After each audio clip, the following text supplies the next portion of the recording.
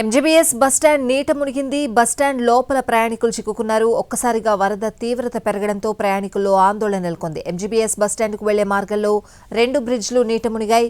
ముందస్తు హెచ్చరికలు లేకుండా గేట్లు ఎత్తడంతో నగరం అల్లకల్లోలంగా మారింది. మరోవైపు పోలీసులు, జీహెచ్ఎంసీ, హైడ్రా తీరుపై ఎంజీబీఎస్లో చిక్కుకున్న ప్రయాణికులు ఆగ్రహం వ్యక్తం చేస్తున్నారు.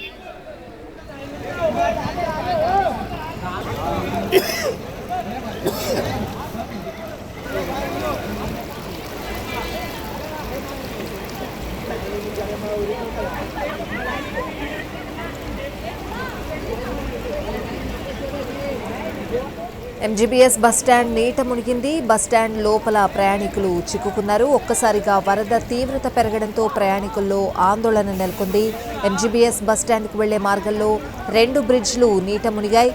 ముందస్తు హెచ్చరిక లేకుండా గేట్లు ఎత్తడంతో నగరం అల్లకల్లోలంగా మారింది. మరోవైపు పోలీసులు, జీహెచ్ఎంసీ, హైడ్రా తీరుపై ఎంజీబీఎస్లో చిక్కుకున్న ప్రయాణికులు ఆగ్రహం వ్యక్తం చేస్తున్నారు.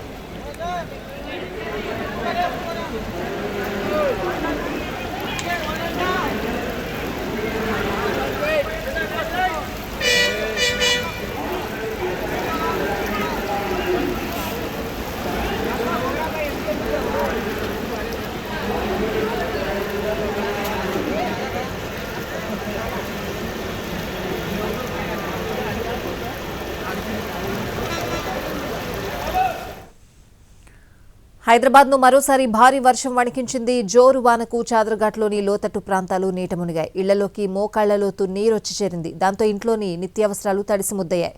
పిల్లాజల్లలతో ఇళ్లను వదిలేసి బంధువుల ఇళ్లకు వెళ్లారు వరద బాధితులు. ఇటు మూసీ నది మళ్లీ పోటెత్తింది. మూసారాంబాగ్ బ్రిడ్జ్ పై నుంచి వరద నీరు పారుతోంది. దాంతో రాకపోకలను నిలిపివేశారు.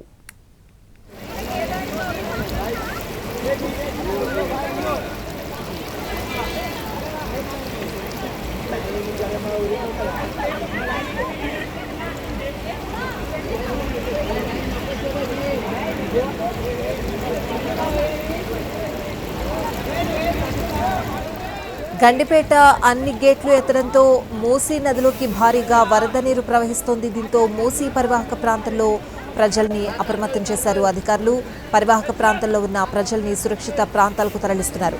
ముఖ్యంగా కుల్సంపూర్, పురాణాపూల్, చాదర్ఘాట్, మలక్పేట్, మూసారాంబాగ్, నాగోల్ ప్రజలను అప్రమత్తం చేశారు. దీంతో పాటు మూసీకి ఆనుకుని ఉన్న అన్ని బ్రిడ్జ్లను మూసివేశారు.